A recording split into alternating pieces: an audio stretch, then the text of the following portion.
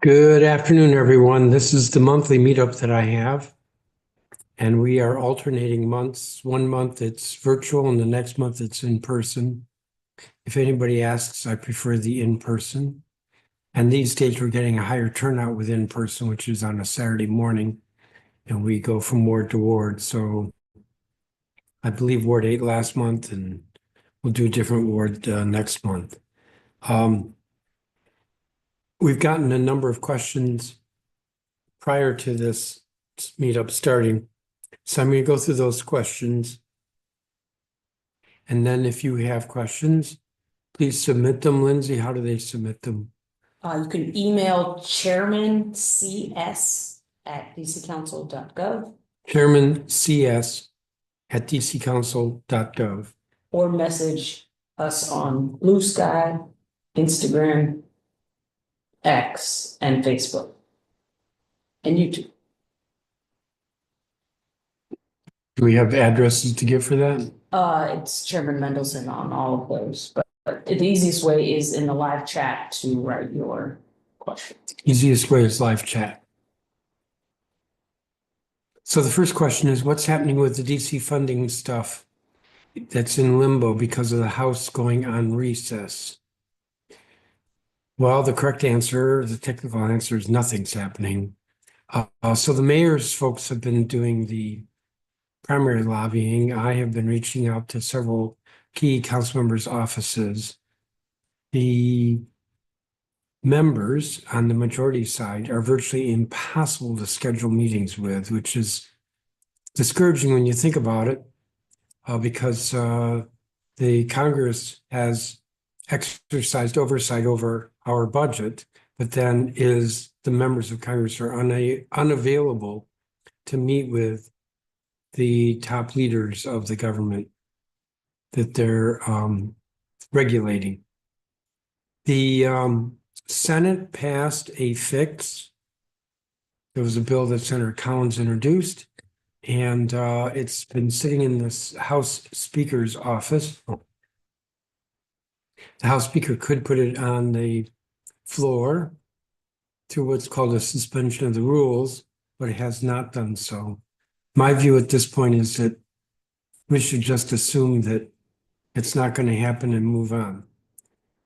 The mayor today released a letter that she sent to Congress that said, invoked a process that's in the law that allows us to address over half of the budget crunch that the House put us in with this continuing resolution mess. While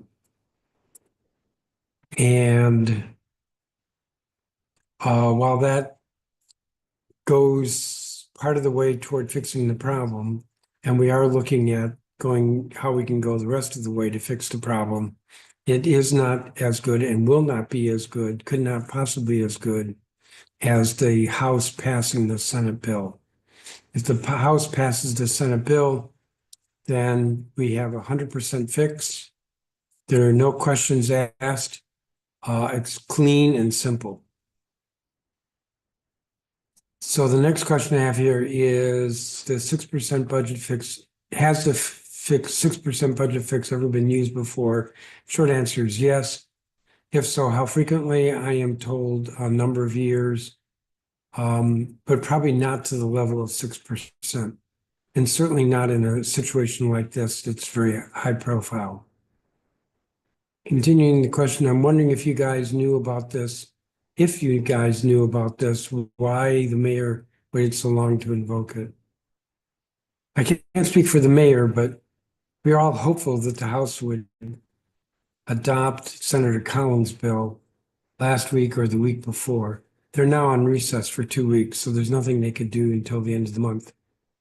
And given that they've had, I think, 3 weeks, at least 2 weeks that they were back from the earlier recess, and they just didn't take it up, I'm not optimistic at this point, or rather, I think we should just move ahead as if they're not going to, even though it remains our position that the House adopting the Senate fix is the best solution here. Next question, does the mayor's budget include money for a stadium? The short answer and the accurate answer is I don't know. The mayor says that she is done with her work in formulating the FY26 budget. We haven't seen it. She hasn't submitted it to the chief financial officer. She has to submit it to the CFO, who requires 10 days to work with it, to print it and to verify it and print the budget books. And she's not submitted it to the CFO. So we've not seen it, don't know what's in it. I can make some guesses, but with regard to the stadium, I really don't know. Next question, what do you plan to do to protect Sustainable Energy Trust Fund dollars from the Healthy Homes Act? No, for the Healthy Homes Act. What do you plan to do to protect the Sustainable Energy Trust Fund dollars for the Healthy Homes Act, which the council adopted last year? We know this is a year of budgetary constraint, but given the bill's manifold benefits to human health, economic justice, air quality, and climate goals, this funding stream is critical to prioritize. I agree that it is critical to prioritize. We have to see what the mayor proposes for the budget. And remember, when she submits the budget, it has to be balanced. So any changes we make have to be balanced. That is to say, if the mayor cuts the Sustainable Energy Trust Fund dollars, which I believe she did last year, so it makes me think it's possible she'll do it this year in a worse economic environment. In order for us to restore that cut, we would need to cut somewhere else. And I just don't know what she's done or what she's proposing to do. And so I can't speculate on how critical priorities would be prioritized. As sympathetic as I am to the Sustainable Energy Trust Fund. Next question, if the Insurrection Act is invoked, what impact will that have on DC? Does it override the need for a warrant to enter a person's house, place of business, or city property? What DC department will be in charge of communicating this change to the public, and what can we expect that communication will look like? Will the city update us on military activity and road closures / checkpoints? So I don't know that the federal government is planning on invoking the Insurrection Act, and I have not looked at the Insurrection Act, so I don't know what the process is. As with all of these actions that are coming out of the federal government, they all have an impact, greater or less, on the district. I don't believe that the act would override the need for a warrant to enter a person's house, place of business, or city property, because I think due process is still paramount. That doesn't mean that there won't be violations of due process, because we've already seen that. What DC department will be in charge of communicating this change? I do not know, possibly DCHCMA. And what can we expect that communication to look like? I don't know, but I'm guessing texts. Will the city update us on military activity and road closures / checkpoints? I'm going to say yes, although I think the best advice is for you to figure out where the websites are or the pages are on what pages on which websites. Familiarize yourself with that, and then you'll be able to check and find out more quickly. Because as we're sitting here, I don't know where these pages are. I just know that there are such pages. So I would suggest you use this time to figure that out, and then you can go to it very quickly. Next question is, since you referred the Recycling, Refund, and Litter Reduction Act of 2025 sequentially to the Committee on Business and Economic Development until July 14, and then to the Committee on Transportation and the Environment, we've been waiting for a hearing. Do you know if Councilmember McDuffie will be holding a hearing soon?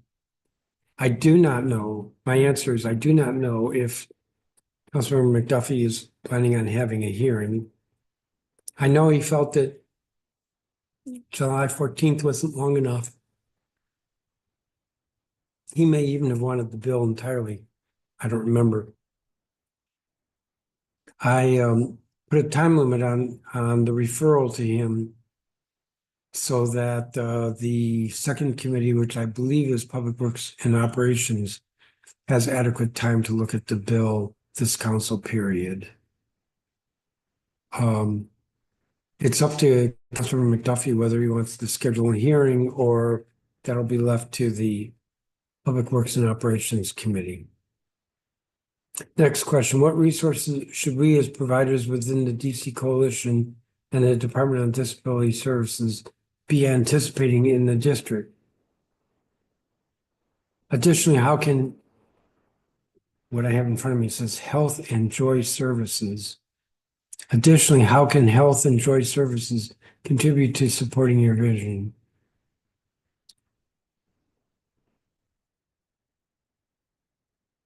Well, the honest answer is that I don't know what resources this limited subset of providers should have. So I'm going to move on. The next question, what do you know about the DC task force implemented by the president? So the president a couple weeks ago announced or issued an executive order specific to DC and it, among other things, set up a task force with no locals on it, just cabinet officials and, as I recall, a couple other senior administration individuals. Nobody from the district. That is, no representative of the district or district agency. That is a source of complaint. I do know that the task force met last week. And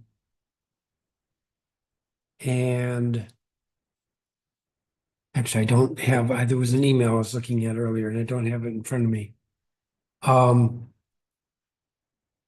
So far, what they've done doesn't strike me as very controversial. That doesn't mean it won't go there or go there quickly. But for instance, the executive order detailed or suggested or stated or directed is the better way to put it, that the National Park Service has to do more to clean up its parkland. I don't find that offensive. As I recall, there's some directions in there to the FBI and the U.S. Attorney to work with DC law enforcement officials. I don't think there's anything offensive there.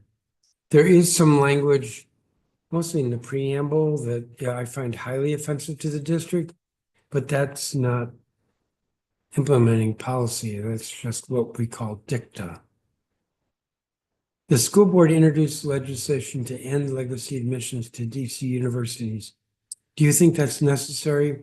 Will this pass in the council? I have no plans at this time to schedule the bill. I have met with or talked to the presidents of most of the higher ed schools in the district. I think Howard may have legacy admissions. I know that Georgetown does, but Georgetown's legacy admissions, where the admission is based solely on legacy rather than on other qualifying criteria such as SAT scores, that for Georgetown, the percent is something like 6%. That's very small. And Georgetown is taking other steps to increase diversity at its campus. So George Washington does not have legacy admissions. American University does not. Catholic University does not.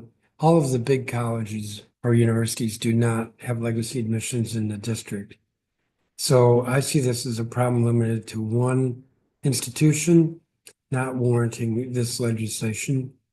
And I have spoken with senior officials at Georgetown, and they are not interested in perpetuating the former, I forgot what I was gonna say. So I think I'm gonna leave it right there and move on. The last question I have here is, how do you ensure parity between the charter and public education sectors when it comes to pending cuts, either in the upcoming budget or from the congressional cut? Well, the way to ensure parity is to have funding in through the UPSFF, the Uniform Per Student Funding Formula, because that would be parity. Each LEA is paid the same amount on a per pupil basis, depending upon the status of the pupil, whether they're high school or special ed or at risk, depends on what their characteristics are, but everybody is paid the same. Those with similar characteristics are paid the same. That's how to ensure parity. I was distressed last year when the mayor funded a substantial amount of money, like $35 million maybe, outside the UPSFF to DCPS. I think that's wrong. It's also very hard to reverse. Beyond that, but I did look at whether I could reverse it, and I'm still interested in that if it's possible. But the question I think got more at the upcoming budget.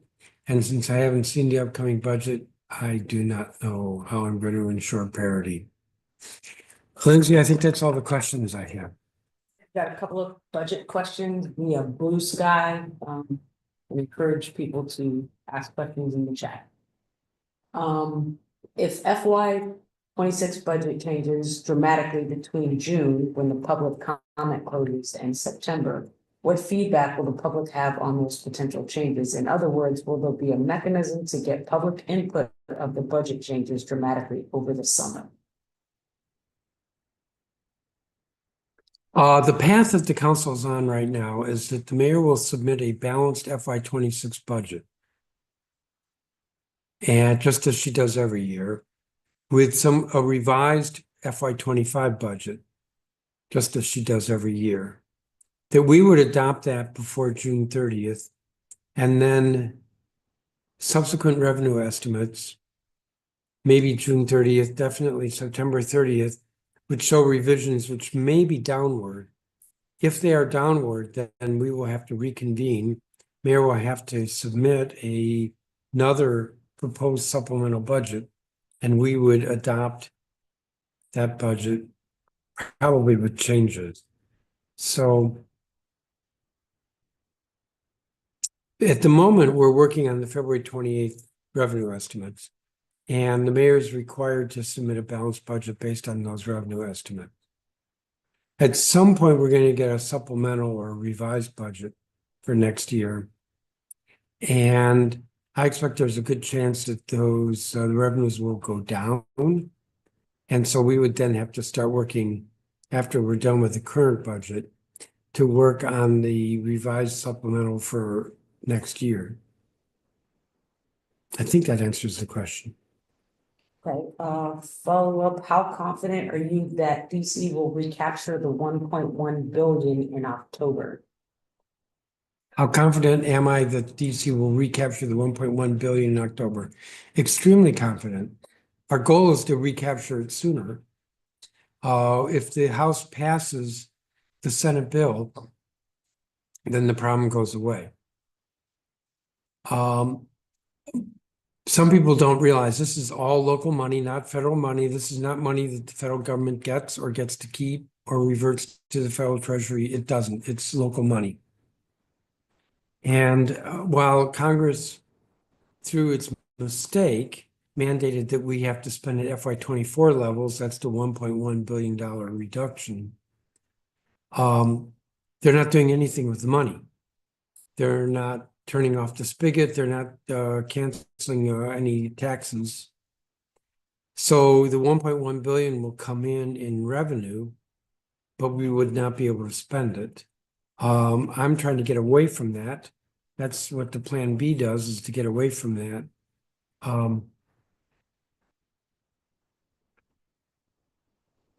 But I'm trying to remember the way the question was phrased. The 1.1 billion revenues is not shut off, just the $1.1 billion in spending. And because the revenues are not shut off, that means at the end of the year, we would have $1.1 billion just sitting on the table, unable to spend it until next year. We probably would address that in the FY26 budget. I'll leave it at that. Lindsay? Will the council advocate for city funds to backfill lost federal support such as Medicaid payments? Will the city backfill any federal cuts such as to Medicaid? I think the honest answer is no. We do not have the capacity to backfill the cancellation of federal dollars, whether it's for affordable housing or for Medicaid or whatever. I think it's unfortunate. It needs to be clear that it would be the federal government's fault. Lindsay? What is your stance on the order from President Donald Trump increasing police, DC police, and concealed carry within Washington, DC? What do you think is the reasoning behind this order? Well, I think that the FOP, the police FOP, has been behind the scenes engaging various Republican congressmen. This seems to have been, we think we've seen FOP's footprint, not footprints, fingerprints for a while now, meaning like at least a year. As I recall, the president's executive order for the district does not put us in a position where we're forced to hire. We do want to hire more officers. I believe there's money in the budget to hire more officers. We certainly didn't cut funding for hiring more officers. If I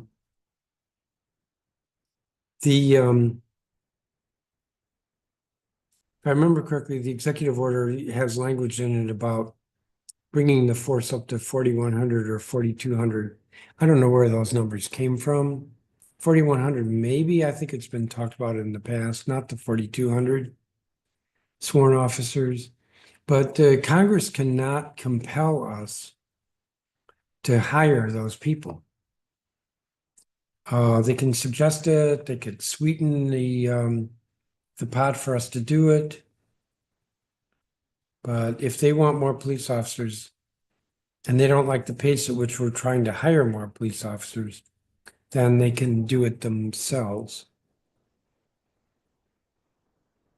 And I'm pretty sure that that would be the appropriate way legally rather than sanctioning us.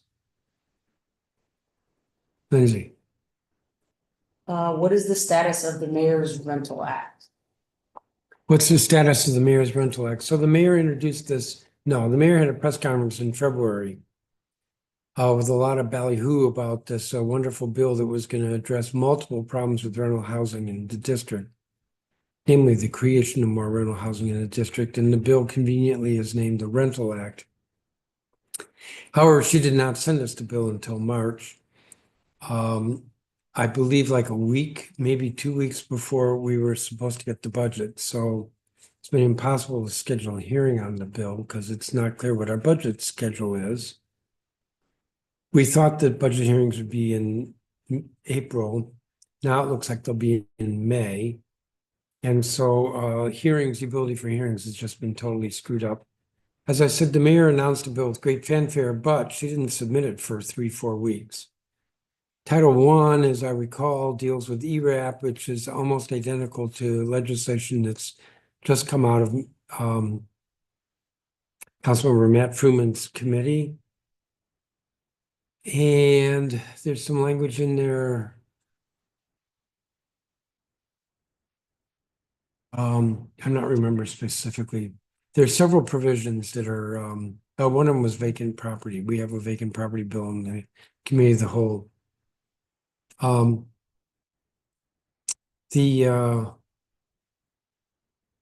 would say about half the bill is simply inclusion of legislative proposals that are separately and already pending in the council.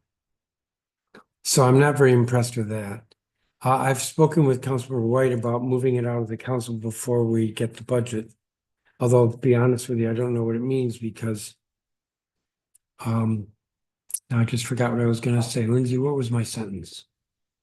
About the rental act. I have no idea. I'm looking for this. I was hopeful that we would move the bill before recess, but with the budget schedule completely up in the air, it's not clear. And I've talked with Councilmember Robert White several times about the schedule. But again, with the budget completely up in the air, it's hard to schedule anything. I think this is what I was saying. About half the bill is simply duplicative of existing bills already in the council. ERAP, which I introduced, consumer protection clarification, which the council adopted last fall, a provision regarding vacant property, which is taken from the vacant to vibrant bill that I introduced, had a hearing on last fall, reintroduced, and we hope to mark up next month. Public safety evictions, which is also a bill that I introduced. So only about half of the bill is new and different. Probably the most significant provision is TOPA, and I think members are coming to the realization that we have to make some changes to TOPA. That's certainly my view, but I sense it from other members as well. What's the next question? Does the congressionally mandated cut impact Metro, or could it impact Metro? Does a congressionally mandated cut, that's the $1.1 billion that Congress said we have to spend at FY24 levels. Does it potentially impact Metro? Potentially, yes. Probably no. The reason is because there is in the Home Rule Act what are called 7 deadly sins, which any one of which, if the district violates it, could bring back a control board. And so one of them is not making payments required under interstate compacts. The payment to Metro is through an interstate compact. So they've got us on that one. Lindsay? Why was the Ward 8 staff let go? And is there any legislation or projects currently being worked on specifically for Ward 8? It's been my practice since I became chair to take on the employees of the former council member who left suddenly, usually because of some misdeed. And otherwise, if I didn't take them on, they would be immediately unemployed. So I most recently did that with Councilmember Tran White, former Councilmember Tran White's staff, put them all on my payroll. That was at the end of January, and I gave them until last week, I think it was last week, to find new jobs, offering to assist them where necessary. A couple asked for help. As I recall, probably about 4 of them have found other jobs on their own. And I think 4 or 5 did not find other jobs, so they are no longer employed at the council as of like a week ago. One person I have brought on my staff through or kept on my staff through the special election. And so the Ward 8 office is still covered. And people can still call the phone number that they were calling for the Ward 8 office. If one goes to the council's website, one can find a link to the Ward 8 office and communicate that way. And I'm trying to do more activities in the ward. Lindsay? That's actually the last question we have. We have not had any questions in the chat yet. I'll give it a minute, but we seem to be out of questions. Yeah, we want to talk about the special election? Or any of how it worked? Lindsay asked if I want to say anything about the special election. I don't know all the details. We allow voting before election day. We allow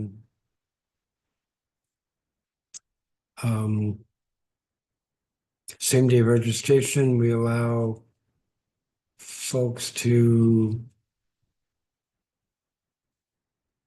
vote in person.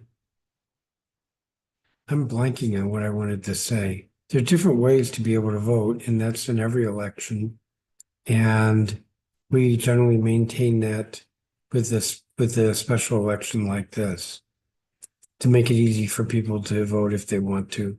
And of course, people should vote. And in fact, the stronger the vote, the better message it sends to everybody down at the Wilson Building that we need to pay attention to the residents of Ward 8. As I said, I've kept somebody on my staff who was with the former council member, and I've kept the um, Ward 8 constituent service number on the council's website, so people can get to me, if not get to the other council members. Lindsay?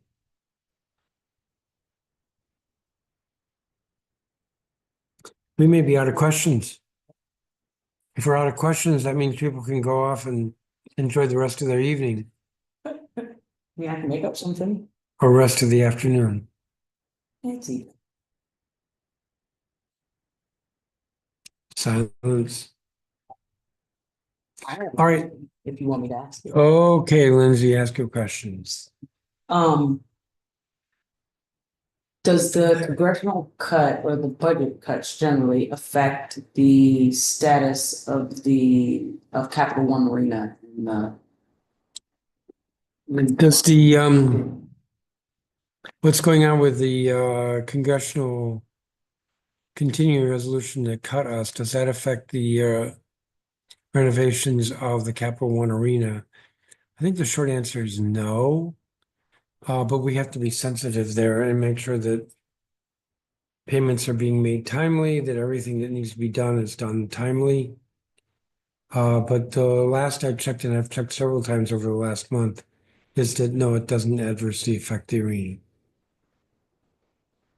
That's it. Someone thank you for all the information you shared. Well, thank you.